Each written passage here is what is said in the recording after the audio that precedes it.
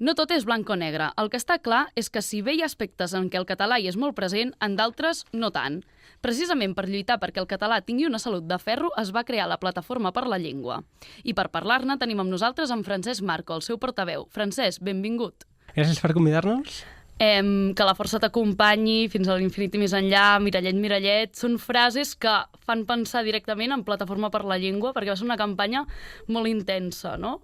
Exacte, aquesta era una campanya que el que volíem era reivindicar la presència del català al món del cinema.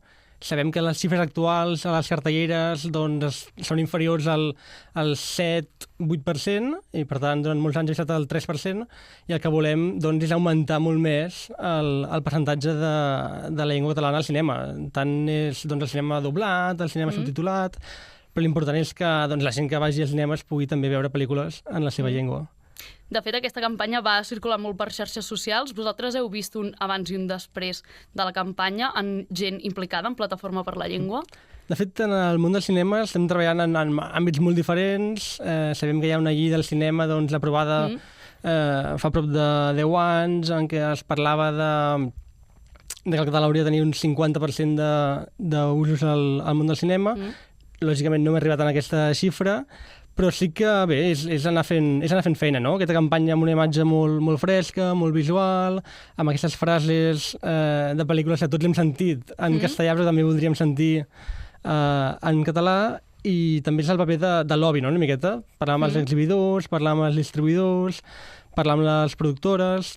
Quan parlem de cinema és molt important també entendre que hi ha una nova generació de guionistes, una nova generació de directors, de productors de cinema catalans, i la clau és també aquests, a més doncs, de les grans multinacionals, doncs també aquests facin les pel·lícules en llengua catalana.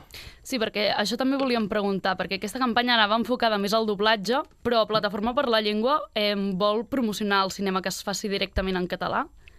Bé, de fet, és complementari, no? D'una banda, doncs, que el cinema dels directors i productors catalans doncs, es pugui fer en llengua catalana, que el cinema que es fa fora doncs, es pugui o bé subtitular o bé doblar, doncs depèn també de les edats dels públics a qui va dirigida. I després tenim exemples molt bons en l'àmbit del cinema. Un exemple molt bo és el dels cinemes Texas, no? Dirigits doncs, per en Ventura Pons, que ara, de fet, acaba d'obrir també uns altres cinemes Texas a València. Per tant, la importància de que el món del cinema, el sector cinematogràfic, es comprometi amb la llengua, com ho ha fet el Ventura Pons amb l'exemple dels Texas. Perquè un dels eslògans de Plataforma per la Llengua és que és l'ONG del català. Quin seria el diagnòstic del català? De fet, el diagnòstic és una dualitat una mica paradoxal. D'una banda, el català té moltes potencialitats. Estem parlant d'una llengua doncs, mitjana a escala europea, estem parlant de 10 milions de parlants, estem parlant doncs, d'una llengua que s'estudia en universitats de tot el món, per tant, amb una fortalesa molt important, però una fortalesa allà on l'Estat no pot arribar, no? Per tant, en les noves tecnologies, en l'ús que se'n fa a les xarxes socials, etc. Però, en canvi, a l'altra banda de la balança hi veiem els espais on l'Estat pot intervenir-hi, com podria ser la justícia, com podria ser l'administració, com podrien ser les empreses públiques d'àmbit estatal, on el català doncs, té una presència dificultosa i, per tant, amb greus dificultats per anar avançant. Per tant, seria una dualitat. I en la cultura, concretament, quina temperatura tindria el català en la cultura? De fet, en la cultura tenim xifres molt positives, com seria doncs, l'àmbit del llibre, de les editorials. Sempre, no?, que a Sant Jordi veiem les xifres de percentatges de vendes de llibres en català que superen el 50% de les vendes de Sant Jordi, per exemple, però al mateix temps, doncs, xifres com les que comentàvem del cinema doncs, són una mica desencoratjadores. Però jo crec que anem pel bon camí, anem treballant bé. Des de la Plataforma per la Llengua treballem molt l'àmbit de la cultura, com treballem també doncs, l'àmbit econòmic, com treballem també la feina amb les grans empreses, per l'etiquetatge, per la publicitat, pels usos interns de l'empresa, o també un altre àmbit molt important, com és el de l'arrelament. Sabem que en la darrera dècada i mitja hi ha hagut uns canvis demogràfics molt importants derivats de les diferents migracions i, per tant, entenem que en el marc de les més de 300 llengües que es parlen als carrers i a les places de les nostres ciutats, doncs el català pot ser la llengua comuna i la llengua de cohesió social. I a més abans també em comentaves que hi estàveu a València, que feu molts quilòmetres, perquè el territori quina importància té en Plataforma per la Llengua i més concretament els diferents dialectes o els diferents tipus de català?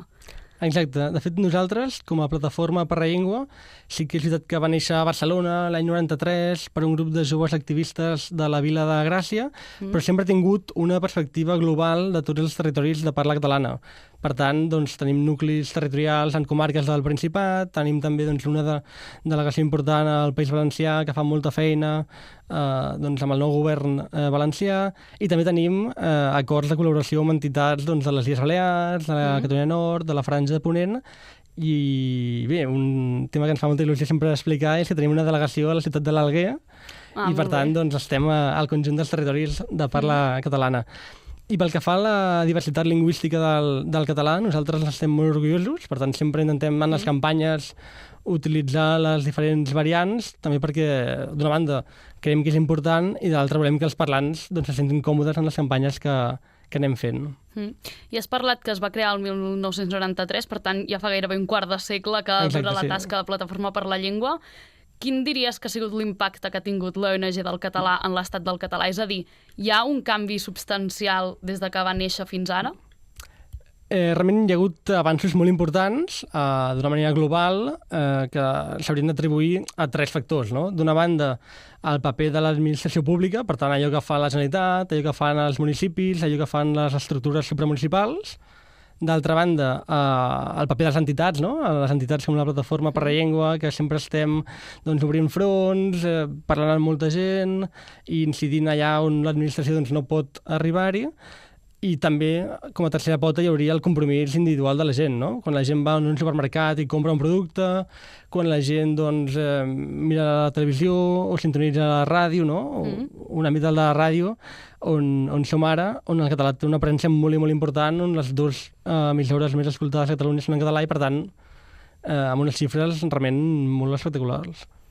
Val, i ja per acabar, ens pots fer una mica d'abans, una mica d'espoiler? Veurem alguna gran campanya com la del cinema properament, de la Plataforma per la Llengua? De fet, sí, tenim moltes grans campanyes. Tenim algunes empreses multinacionals afincades també a casa nostra, doncs, que estem parlant amb elles per tal de que incorporin la llengua catalana, i també, per exemple, en l'àmbit de l'arrelament estem treballant molt fortament aquestes darreres setmanes amb la comunitat sikh. Doncs, per tant, aquí hi ha gent del Panjab, de la Índia, que ha arribat a Catalunya aquestes darreres dècades i que, juntament amb ells, amb el seu portaveu, el Gagandip Singh, doncs estem treballant molt perquè tota aquesta població que ja és catalana, de fet, doncs, que s'arrelin al territori a través de la llengua, a través de cursets, a través de conèixer la cultura popular i tradicional i del dia a dia i de la quotidianitat. Per tant, tenim campanyes importants en el món de l'empresa, en el món de l'arrelament, també en el món del cinema tenim alguna cosa interessant que podrem explicar aviat. Vinga, doncs estarem ben atents. Francesc Marco, moltes gràcies. Moltes gràcies.